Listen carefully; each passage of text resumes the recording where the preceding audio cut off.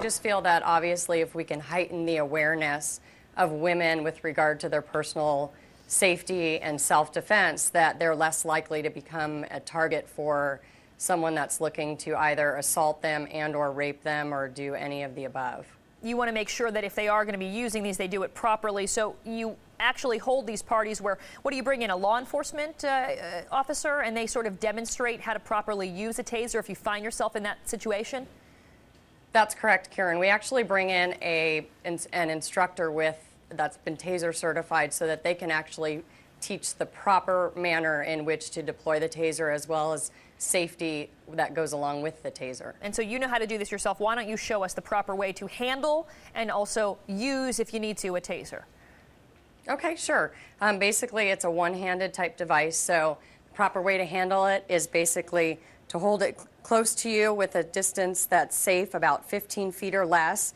Basically, you open the safety and you go ahead and shoot. All right, and at that point, we're hearing the clicks. How long do you have to hold it down before you get somebody away from you? It's immediate. So as soon as you press the button, it goes continuously for 30 seconds. At which point, if you still feel like you're in danger, you can certainly hit it again up to 50 times. Wow. Have you heard any stories where a woman has had to use this and was able to protect herself or possibly save her life because she had one?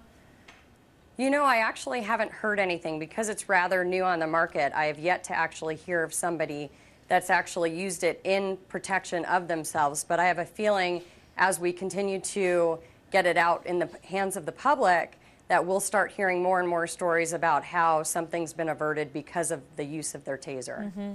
You know, the Justice Department came out with a study last month that showed that Tasers are generally considered safe and that most victims are not hurt at all. However, there have been cases. In fact, this morning, ironically enough, we have a story about a man in Canada who was tasered by some Mounties at an airport. He ended up dying. How do you make sure that people are using this judiciously, that they only really fear for their own safety, and that they're doing it right? Well, I generally preach this not as a weapon. I preach it as a vehicle for self-defense. So basically, when I sell the Taser, I like people to use it as a deterrent so they don't actually encounter that situation.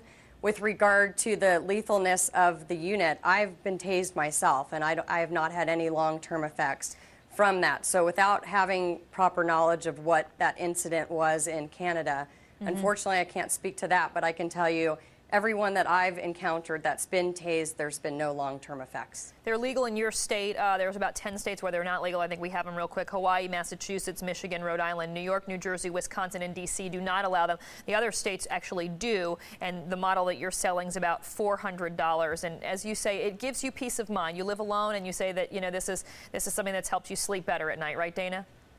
Absolutely. Can I tell you, my quality of life has been increased because I live without the day-to-day fear of somebody assaulting me because I've taken the step to protect myself with my own device rather than counting or relying on some other entity to protect me.